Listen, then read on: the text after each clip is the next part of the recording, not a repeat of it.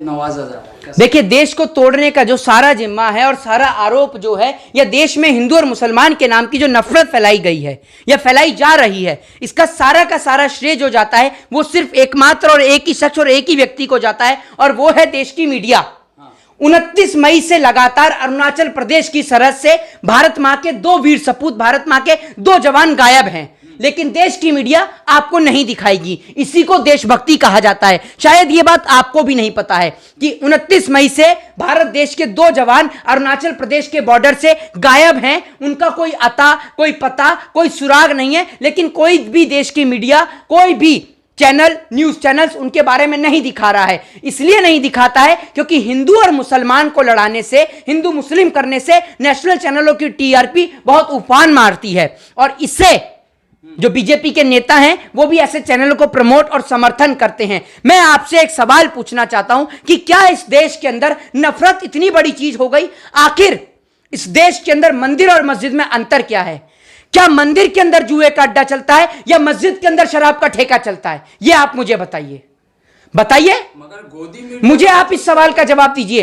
एक जगह प्रार्थना तो दूसरी जगह इबादत होती है ना, तो आखिर लोगों को इतनी नफरत क्यों है?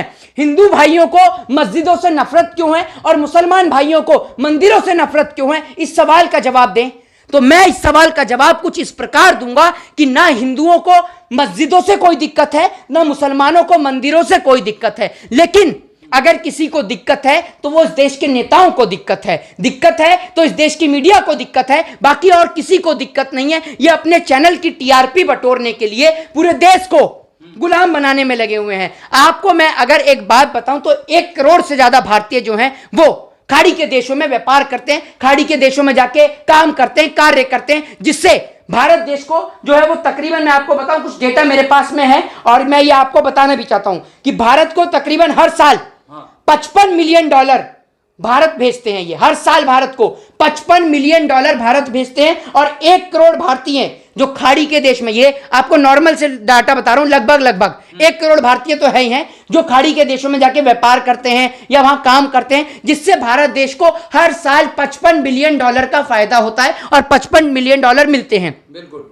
अब अगर वो लोग हिंदुस्तान वापस आ जाएं तो क्या होगा इस देश का? इस देश के अंदर सवाल यह नहीं है कि मोहम्मद साहब के लिए कोई क्या बोलता है, महादेव के लिए क्या बोलता है। आखिर टीवी चैनल्स अब इसी चीज के लिए बचे हैं कि कोई टीवी चैनल्स पे बैठकर मोहम्मद साहब के लिए कुछ बोल दे, कभी कोई टीवी चैनल्स पे बैठकर कोई भगवान के लिए कुछ बोल दे। क्या आखिर टीवी चैनल्स अब इसी काम के लिए बचे हैं? हिंदू मुसलमान को लड़ाने के लिए बचे हैं और कोई देश के अंदर काम ही नहीं बचा हुआ है? किसी की गाय की तबीयत खराब हो जाती है, कोई डीएम की गाय की तबीयत खराब हो जाए, तो मैं आपको बता दूं कि उसके लिए डॉक्टर की पूरी टीम लगा दी जाती है, 7 डॉक्टर भेज दिए जाते हैं। यहां देश में वो पता है, जहां की मैं बात कर रहा हूं पूरे देश में सबको पता है। दूसरी बात, आप आ जाइए उत्तर प्रदेश में, ठीक है, जहां पर मानव अधिकार का उल्लंघन हो रहा है, जहां पर सरासर संविधान को स्लो पॉइजन पिलाया जा रहा है। किसी के भी घर पे कभी भी बुलडोजर चला दिया जाता है।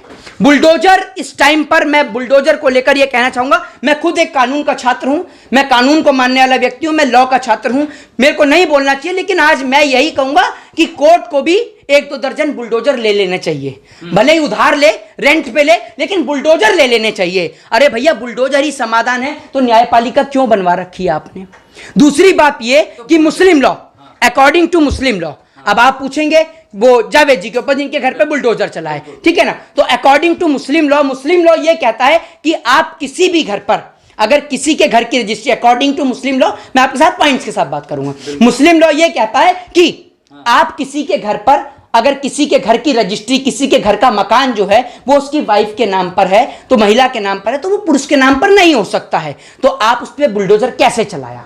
दूसरी बात ये कि ये जो है देश के कॉन्स्टिट्यूशन में है कि अगर आपको इस देश के अंदर अगर कहीं पे भी आप बुलडोजर चलाएंगे तो पहले आपको वहां पर नोटिस भेजना पड़ेगा। नोटिस भेजने के लिए कम से कम लीगल तौर पे 15 दिन का आपको वक्त दिया जाता है, लेकिन यहां तो 11 को नोटिस भेजा जाता है और 13 को घर पे बुलडोजर चला दिया जाता है। आखिर क्या है देश में? संविधान है या नहीं? संविधान मायने रखता है नहीं रखता है? यही तो बुलडोजर बाबा फेमस है पूरे देश। अरे कोई बुलडोजर बाबा फेमस नहीं है। बुलडोजर बाबा सुन लीजिए, बुलडोजर बाबा अपने कान को खोलकर सुन लीजिए, वो घर, इस देश में जितनों के घर पे बुलडोजर चल रहा है ना, जितने रेडी पटरी वाले हैं उनके उस पे आप बुलडोजर चलाते हैं, किसी गन्ने के जूस वाले के ऊपर आप उसके कोलू पे बुलडोजर चलाते हैं। आप बड़ी शान समझते हैं ना अपने आप को, क्योंकि वो किसी गरीब की बस्ती है, क्योंकि वो किसी राजा का महल नहीं है, किसी नेता का महल नहीं है जिस पे आप बुलडोजर चला सकें। खैर, नेताओं के महल पर चलाने की, बुलडोजर चलाने की औकात आपकी है भी नहीं। आप इस देश के अंदर संविधान को स्लो पॉइजन पिला रहे हैं, संविधान को मारने का काम कर रहे हैं। और मैं देश के लोगों से पूछना चाहूंगा कि आखिर कब जागेंगे आप, कब जागेंगे और कब पहचानेंगे कि कौन इस देश का जयचंद है? उस दिन पहचानेंगे जब ये देश तबाह हो जाएगा, जब ये मुल्क खत्म हो जाएगा, तब आप पहचानेंगे कि कौन इस देश का जयचंद है और कौन आपको और हमें से तात्पर्य हिंदू और मुसलमान को लड़ाने में लग रहा है। कब पहचानेंगे आप? तो मोहित, क्या आप इस जो एकता का मिसाल दे रहे हैं, तो आप इस एकता में सफल हो पाएंगे, आपको लगता है? देखिए, मैं आपको बताऊं कि आपने जिस तरीके से पूछा कि एकता में जीत पाएंगे, उसमें एकता में जीत पाएंगे, दोबारा पूछिए। तो मोहित, आप जिस तरह से एकता का मैसेज दे रहे हैं, तो क्या आप इस एकता में जीत पाएंगे? देखिए, पहली बात मैं आपको बता दूं कि जीतना मेरी आदत है और आदत मैं छोड़ता नहीं हूं, ठीक है ना। तो हिंदू मुस्लिम को, सिख ईसाई को जोड़ना ये मेरा सपना है और सपने को मैं पूरा करके रहूंगा, ये मेरी आदत है। और फिर कहूंगा कि आदतें मैं छोड़ता नहीं हूं। और इस देश के अंदर नफरत फैलाने वाले पत्थरबाजों के ऊपर कड़ी से कड़ी कार्रवाई होनी चाहिए। इस देश के अंदर पत्थर मारने वाला चाहे हिंदू हो, चाहे पत्थर मारने वाला मुसलमान हो, दोनों को उठाकर जेल में डालिए। कोई भी इस देश के अंदर मंदिर और मस्जिद के नाम पर अफवाह फैलाए, मंदिर और मस्जिद के नाम पे दंगे कराए, उसको उठाकर जेल में डालिए। लेकिन आप तो पहुंच जाते हैं बुलडोजर लेकर। अरे आप बुलडोजर लेके पहुंचिए ना कुलदीप सिंह सेंगर के घर पे। बेटी के साथ बलात्कार किया है योगी जी, सो रहे हैं क्या? बेटी के साथ बलात्कार किया था, चढ़ा दीजिए उसके घर पे बुलडोजर। इसलिए नहीं चलाते हैं कि वो बलात्कार करने वाला आपकी पार्टी का एमएलए था और आप अपनी पार्टी के लोगों के साथ में बहुत वफादार हैं, इसलिए नहीं चला रहे हैं आप उसके घर पे बुलडोजर। चलाइए ना आप बुलडोजर, क्यों नहीं चला रहे हैं? तो नाबिका कुमार जो इस पूरे विवाद की जड़ है, वो अभी तक एफआईआर अभी रिसेंटली दर्ज हुआ है जी। तो क्या नाबिका कुमार को भी गिरफ्तार करना चाहिए? अरे भाई, मैं आपको ये बता रहा हूं कि न्यूज चैनल्स का कार्यक्रम इतना खतरनाक है देश के लिए। अगर कोई सबसे बड़ा खतरा है और देश की आजादी के बाद अगर इस हिंदुस्तान को तोड़ने का किसी ने अगर सबसे पहले कोई काम किया है और देश के अंदर हिंदू और मुसलमान के नाम का अगर किसी ने जहर घोलना शुरू किया है, तो वो एक ही व्यक्ति है और वो है देश की मीडिया। देश की मीडिया ने हिंदू और मुसलमान के बीच इतनी मतभेद पैदा कर दिया, इतना आपसी लड़ाई पैदा कर दी कि तिलक और टोपी का संबंध, जो भाईचारे का संबंध था, जो अमन चैन और शांति के पैगाम का संदेश था, उस तिलक और टोपी को बांटने का काम किया है। क्योंकि इस देश के अंदर ये संकेत मुसलमान भाई देते थे, संदेश मुसलमान भाई देते हैं और हिंदू भाई भी देते हैं कि जब जब इस देश के अंदर टोपी तन्हा हुई है, उसका साथ देने के लिए तिलक आया है। और तिलक और टोपी का संबंध कोई भी मौलाना या पंडित इस देश में नहीं तोड़ सकता, कोई भी गृह मंत्री या प्रधानमंत्री तिलक और टोपी का संबंध नहीं तोड़ सकता। और जब जब इस देश में तिलक अनाथ हुआ है, उसका साथ देने के लिए टोपी आई है। तो ध्यान रखिए, तिलक और टोपी यानी हिंदू और मुसलमान, और हिंदू और मुसलमान को जो बांटेगा उसको हरगिज माफ नहीं किया जाएगा। क्योंकि इस देश का मुसलमान, अगर आज हिंदुस्तान को बायकाट किया जा रहा है तो मुसलमान को तकलीफ है कि क्यों हिंदुस्तान को बायकाट किया जा रहा है। क्योंकि मुसलमान अपने वतन से प्यार करता है, हिंदुस्तान से प्यार करता है। मुसलमान को भी तकलीफ इस बात से है कि प्रॉफिट मोहम्मद साहब को लेकर बोला एक्शन होना चाहिए, ठीक है, लेकिन जिस तरीके से हिंदुस्तान का कई देशों में बायकाट हो रहा है या फिर वहां का सामान का बहिष्कार हो रहा है, इस सब को लेकर मुसलमान भी परेशान है कि आखिर ऐसा क्यों हो रहा है। क्योंकि वो भी अपने वतन से प्यार करते हैं। अगर देश को चोट पहुंच रही है तो इसका नुकसान सबको हो रहा है।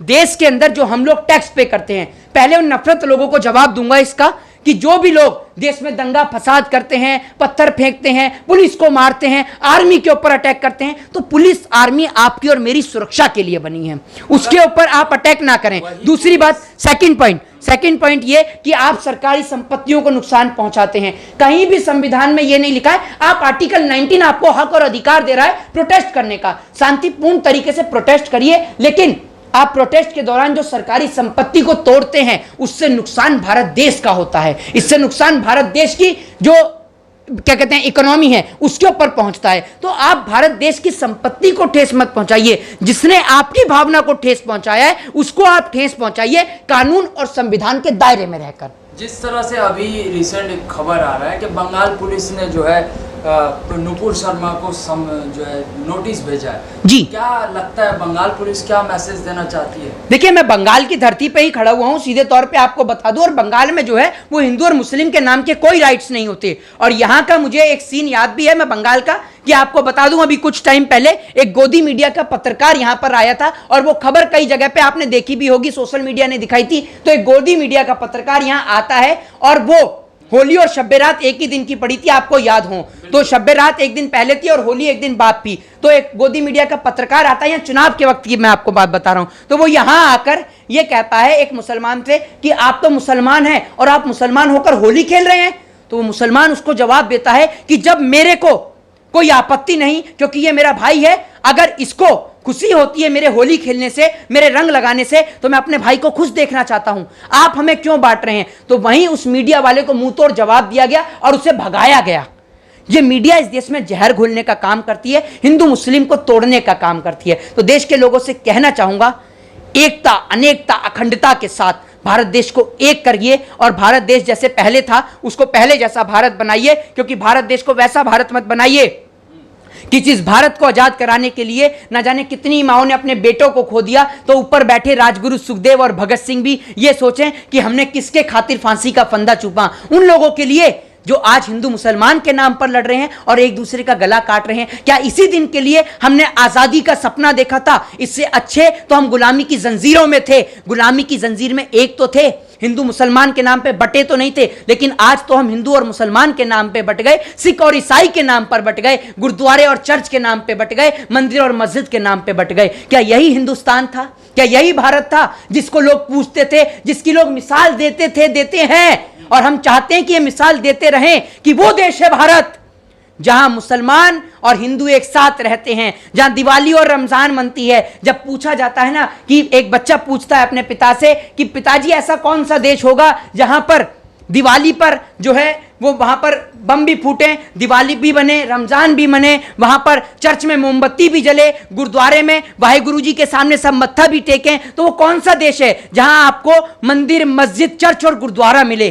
तो एक ही नाम लिया जाता था कि अगर ऐसा मुल्क देखना है और एकता देखनी है तो जाओ, चले जाओ भारत, भारत में मिलेगी आपको एकता, और ऐसी एकता मिलेगी जिसे कोई तोड़ नहीं सकता। यहां का हिंदू मुसलमान एक दूसरे के लिए मर मिटने को तैयार था, लेकिन उनके बीच जहर घोला गया, आपसी भाईचारे को तोड़ने का प्रयास किया गया। मैं कहना चाहूंगा कि इस देश का हिंदू मुसलमान एक करें, प्रधानमंत्री मोदी, हम चाइना को टक्कर देंगे, हम अमेरिका से आगे निकलेंगे डेवलपमेंट के माध्यम से।